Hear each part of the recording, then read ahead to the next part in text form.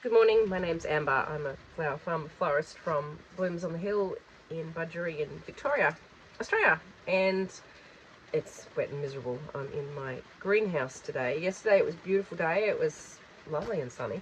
We're about 2 weeks out from winter, so this is expected, but the season has just gone so quickly. It just feels like it was yesterday when I was busy drooling over dahlia tubers to order for the season just gone. And now once again we're in winter. Today I'm doing greenhousey type things because of the rain. Yesterday I cleared some of my summer annuals out. There's a heap of weeds in there, so I actually planted cabbage, not flowers, but got some cabbage in. So today I'm just potting on my oric, I don't know how it's pronounced, that stuff. It's the red plume variety. Now I grew some of this, oh, just hurt one. I grew some of this last season and it only got up to about this big. And it did produce the little seed poddy type things along it, which it's supposed to, which is what looks nice. It's great as a filler, apparently, but I've never managed, well, what I grew wasn't big enough to use. I think my mistake was that I started it in the early spring and planted it out. I do remember planting it out quite late, so it never got the opportunity to get up. So these, I didn't get full germination, but these I sowed, it would have been February or March. They just really just need potting on, so that's what I'm going to do, whack them in some little pots. And the other thing I didn't do with the other lot is pinch them out, so apparently they need pinching out, which pinching, if you don't know what I'm talking about, you probably do, but pinching, usually when they've got about 5 true leaves, and then you just cut off the top, or often it says sort of 20 centimeters or 30 centimeters high, then you take off the top. So I'm just basically, when I transplant things, I use a spoon to get them out of trays. I find that's the easiest. You know, let's just scoop them out carefully and then pop them on top. And that's all I do. And then if they're dry, I'll give them a bit of a water, but these are actually still nice and damp. I'm freaking out. I keep seeing my fingernails. My daughter, she's 9. She's very girly. She painted my nails. I don't like nail polish. I keep looking at my hands and thinking, who is this person with these hands? She did a good job though. Like, they're all within the lines, but anyway, it's not my hands today. So that's what I'm doing today. What else am I going to do? Oh, I've got some feverfew here. That's growing okay. Not 100% germination there. This is a perennial. I grew feverfew last year, and it's still in the ground being a perennial. I'm assuming it's going to come back nice and bushy and produce lots more flowers. I just don't know. I've never grown it, so I thought I'd sow some more, and just in case, because it was great in spring. It was a beautiful filler. This variety is the Tetra mix. So feverfew looks like a little daisy with the yellow center and the white leaves, just like the type of flower you draw if you're a little kid, you know, that type of shape. This one has you can't see the center as well, and it's got ruffles of white petals. So, and I really like this one. So, but I have found the other variety growing in my orchard where my chickens are, and a piece of it randomly in amongst my potato patch, which is actually just near where I am here, which is away from the other lot. So I think it self-seeds pretty easily and it grows pretty easily. So, you know, that's all really that's happening today, is just catching up with things in here.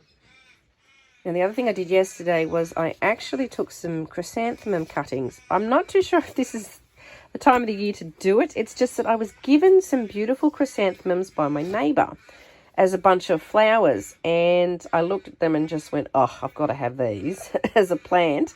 Apparently she has a potted one up there for me and she's going to give it to me, but I thought I'd just cut them. So I cut a bit off the bottom of the stems and a bit off the top and strip some of the leaves. There's maybe too many leaves on these ones, but this one might be a better one.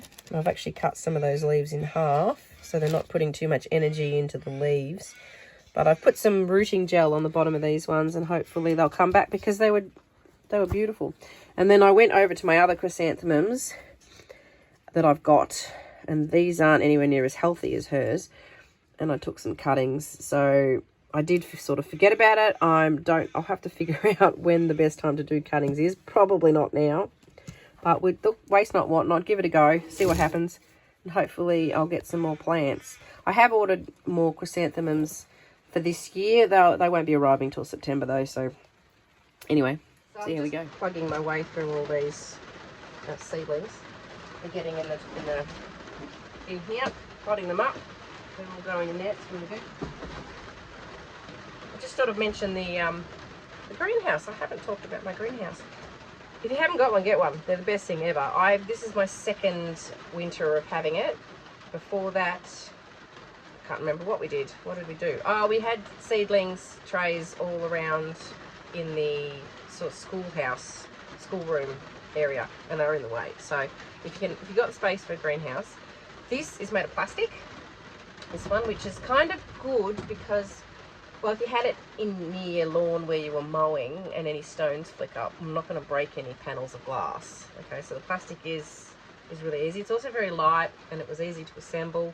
It was easy for me to assemble because my husband did it. It came in a couple of boxes. It was delivered.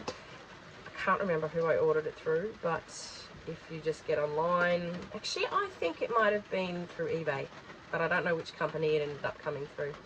It was $1,400, so it's 1,400 Australian plus delivery, so that was really cheap. It's probably just over 2 meters wide, or maybe it's about 2 meters wide, looking at that. And then lengthwise, I think it's probably maybe 3.5, 4 meters. That's not huge, it's not massive, but it's enough for me.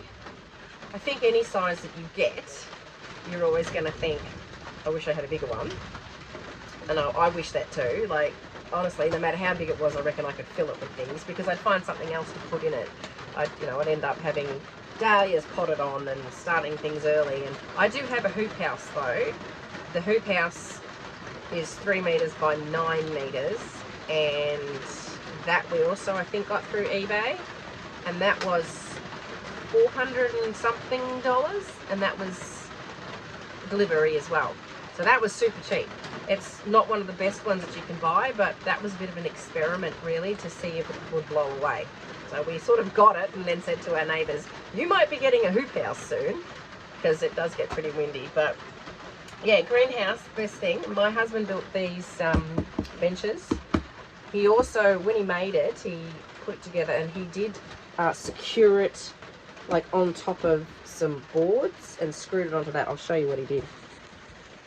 My greenhouse is very messy, but there's a board which he set the whole frame on top of, and there's screws in here. So he's screwed the thing onto that, and he's also put 4 posts in each corner. Okay, so there's one there, other corner there.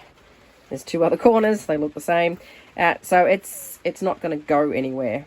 Okay, he's quite good with his construction. He's make sure that everything's really solid. The bench he did too, and he's only put that down one side. This is a coffee table that someone gave me, another coffee table that someone gave me, and a lot of mess. This is a little metal shelving that I got for, I think, about $14 or $16 from Bunnings. So that's handy. And then I've got another little table over here. That's another little cheap thing that was in my son's room. So look, it's not flash. It's definitely not flash, but it's functional. So anyway, that's my greenhouse. Finished potting on my oric, whatever we're going to call it, that stuff. I may or may not plant this out before winter.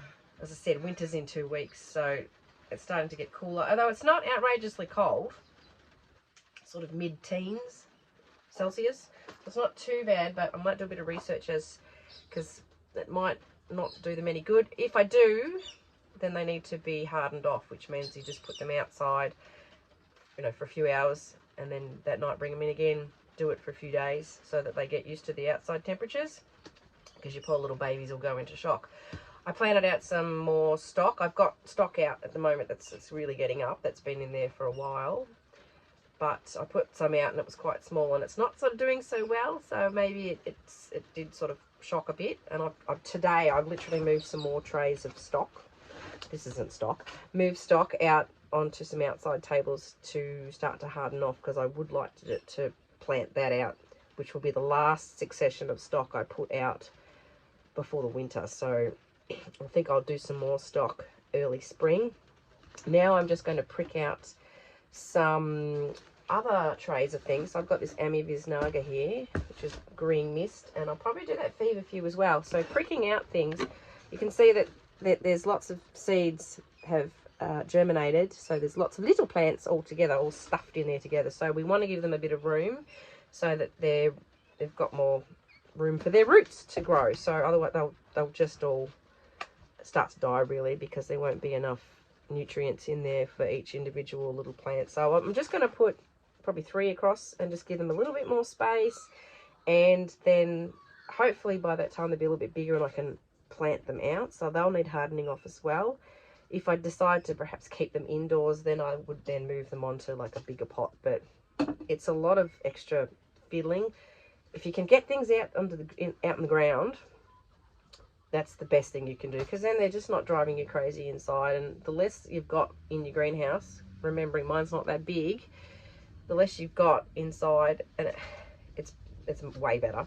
But it's also other steps that you can avoid. So this is where trying to get yourself really organized, and it's difficult because you're busy with all your summer annuals and you're busy harvesting and doing all of that, and in the meantime you have to get your hardy annuals. So your next crop for spring, you've got to get those sorted and get them sown early enough, get them big enough, and get them out in the ground, okay, before it gets too cold. So you sort of get your head full of summer annuals and dahlias and harvesting and creating bouquets and trying to sell things and doing all the marketing and everything. Meanwhile, you got to think ahead and then get these things going. So it never ends. You think winter you're going to have a break, you're not really. So anyway, this is what we're up to. Okay, I've lifted you up a bit higher so maybe you might be able to see what I'm doing here. I filled up my little tray thing with a little pot with soil. I don't know what you call these flat ones. Now to prick them out, what I'll do is I'm just going to get a little, it's my little labels that I use to write on, so I know what everything is. And I'm just going to, here's a little seedling, actually this one's on its own, so I can scoop this one out, with my spoon. Spoon's such a funny word. And I'm just popping it there in the pot, easy.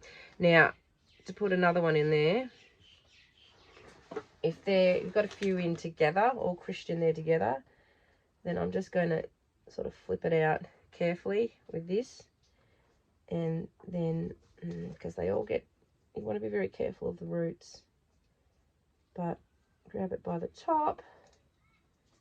I can hear things snapping, but yeah, tease it out.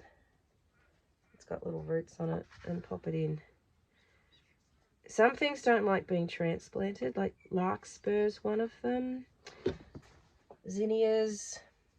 There's a few other things, surely. There's things that don't like being shifted. Cornflowers, that's another one. The cornflowers are direct, they say, direct sow, and I have success direct sowing. But some things will say direct sow only, like it won't say direct sow and start in trays. It'll give you 2 options of what you should do and gives you advice. Sometimes it'll just say direct sow only, and most likely the reason would be because they don't transplant very well.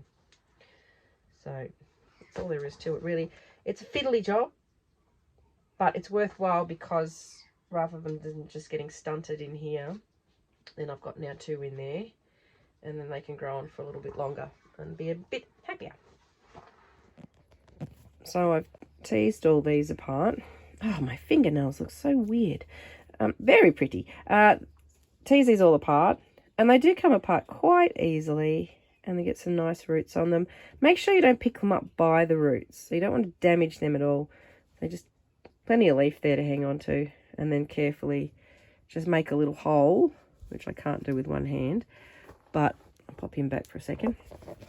So I'm just, you know, make a little hole with your finger or your little tab or whatever, and then get your little seedling. Well, you are attached. There we go, that one. Little seedling, pop him in, and then, yeah, if I had two hands, very carefully put the soil around it. Anyway, tuck him in. There we go. Oh, there's a spider. Look at him. There. It's probably a death spider. So that's it, really. It's not rocket science. It's just fiddly. And I've got lots of, well, when I look at this tray, it's only one tray, but there's quite a few little individual seedlings in there. So it'll keep me busy for a while. But you know what's nice about a greenhouse is that this is my space. So the kids are inside and my husband's at work, and I can just be out here and it's nice and quiet, and I should tidy it up. I have this lovely friend Ema who has the cutest greenhouse. She's got little pots of geraniums and it's colourful, and she's got violas and pansies, and I got my bunting idea from her. That's not my idea, that was her idea. But mine's kind of like there's stuff everywhere. But yeah, it's lovely to have your own little space to escape to. And in winter, it's really warm. So if you can get one, definitely get a greenhouse. And then you can do all these little tasks. And it is nice having this separate from, certainly from your living area, because, you know, it's messy and it gets out of control. And I can just leave all this lying around and it's perfect. The only thing is you just need to watch the slugs and snails, because they do find a way in and then they start eating your stuff. So, eating stuff. Anyway, I hope you've enjoyed this, learned something, and I'll catch up with you another time. Hopefully the rain goes away so I can go outside tomorrow. Catch you later. Bye.